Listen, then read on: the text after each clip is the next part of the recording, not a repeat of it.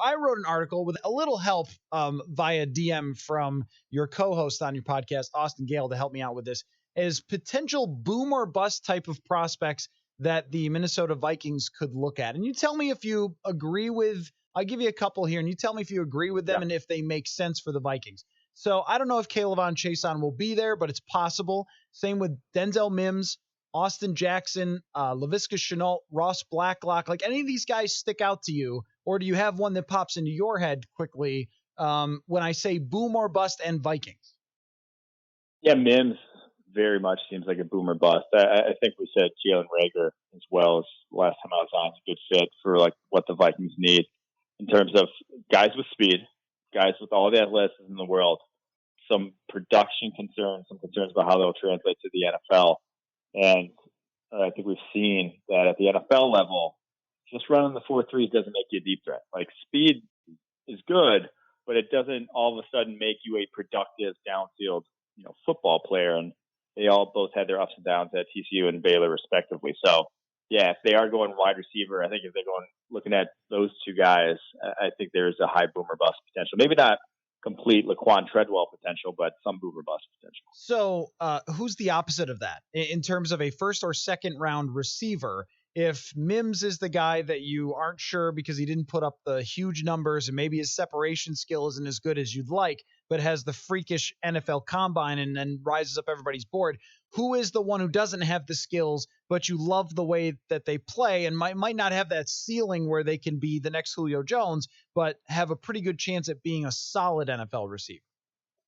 I think that's Michael Pittman to me. That's why we kept moving him up, every single time. We're like, man, he doesn't have a lot of weaknesses to his game. And now I guess he's a little older on the older side for wide receivers. He's a senior coming out, but big dude, doesn't drop balls, got a big catch radius, is athletic for a 220 plus pound wide receiver. Grade 3 coming to combine, went just over 4.5. Like he does a lot of things well already that, yeah, maybe he's not going to have the high end that a Jalen Rager could, Denzel Mims could, but I think you're just going to get a good wide receiver. And that's, again, if you're leaving the first round, you want to stack good players. And I think that's why we consider Michael Pittman a first rounder. What about these tackles? I included on my boomer bust list Austin Jackson and Isaiah Wilson. Austin Jackson because he's amazingly athletic, but the production wasn't great, and Isaiah Wilson because he's just the most giant man. And and I've seen his name popping up more and more as being like a second round or a late first round, which is I guess a little confusing because he wasn't there a while back. But what do you make of both of those guys? Because I think that the other tackles are going to be gone well before the Vikings pick. Yeah, I don't like taking projects at offensive tackle. Like flat out, you want guys who are already doing it well because it's such a skill position. It's kind of like, hey, let me teach this guy how to shoot 3-pointers. Some guys can learn how to shoot 3-pointers, but like Steph Curry was shooting 3-pointers at an elite level when he was 12 years old. Like the guys Yeah. that can do it Right. have been doing it, should have been doing it by now, sort of thing. So I worry about just pure projects at tackle and Wilson. And I think as for Cleveland, I'd even throw in that mix along with Austin Jackson. Feel like projects. And to me, first round is not where I take that project. I'll take that project in the third round and see if he develops. Fourth round, see if he develops. But first round, if a guy's not already pass checking at a high level, I'm not going to take that chance. Yeah, and the Vikings nailed it on Brian O'Neill, who was the same sort of Yeah. thing, like a project tackle, but you take him late in the second round, not in the first round. I wanted to ask you about an article that you wrote about players stepping in right away and NFL teams, trying to fill for needs. And I don't know if you were watching Last Dance the other day and how the Portland Trailblazers drafted for need and took Sam Yeah. Bowie, leaving Michael Jordan to fall to the Chicago Bulls.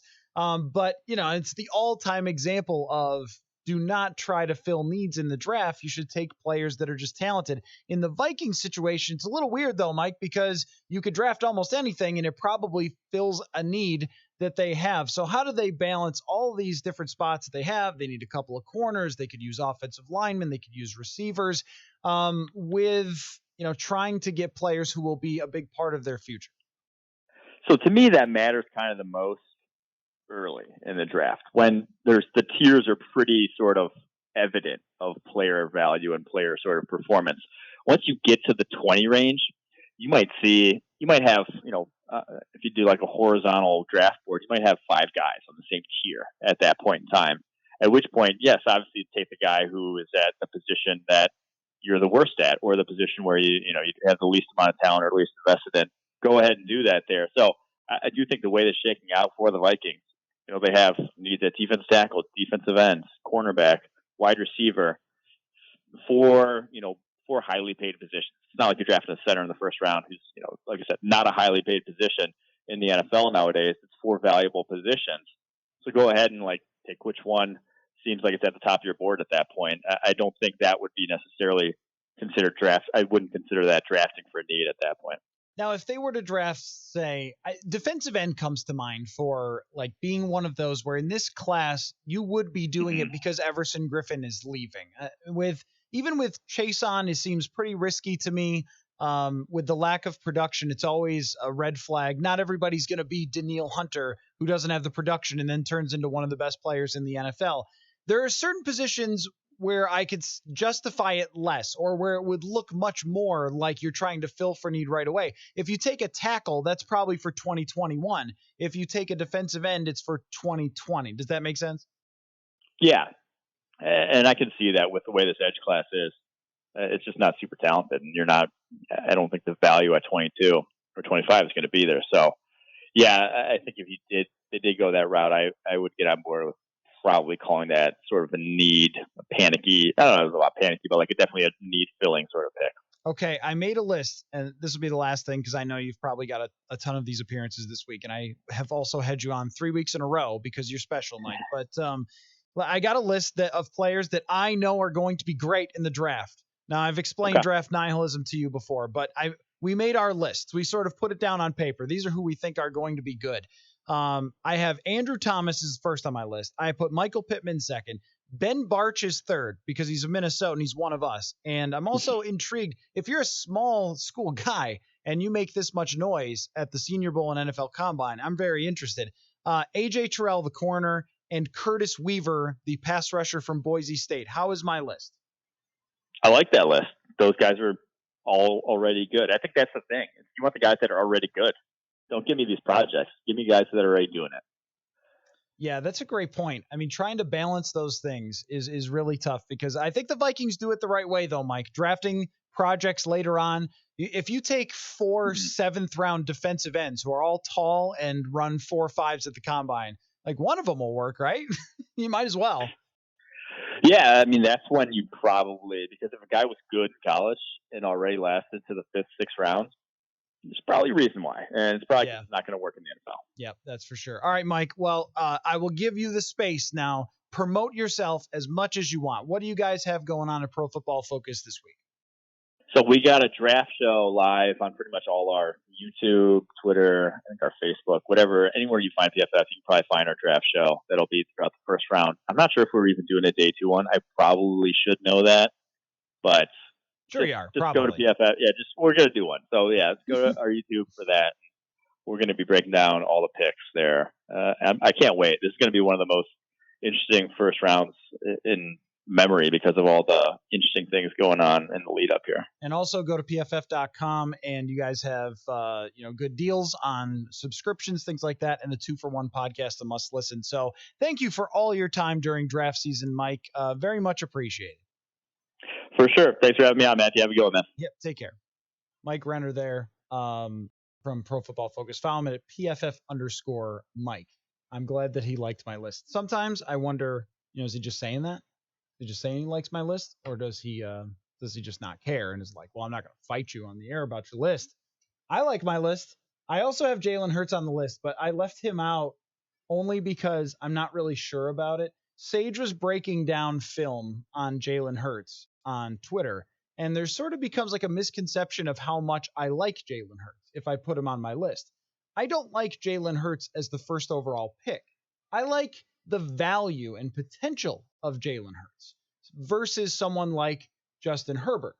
I think I like Jalen Hurts slightly better as a prospect than Justin Herbert because of which boxes you checked of things that they do well. You say all right, Hurts is accurate and athletic and uses his legs really successfully. I like those things. And he's a leader and guys follow him. I like those things. You say that Justin Herbert is tall and throws it really hard. I don't like that as much in terms of what translates to the NFL.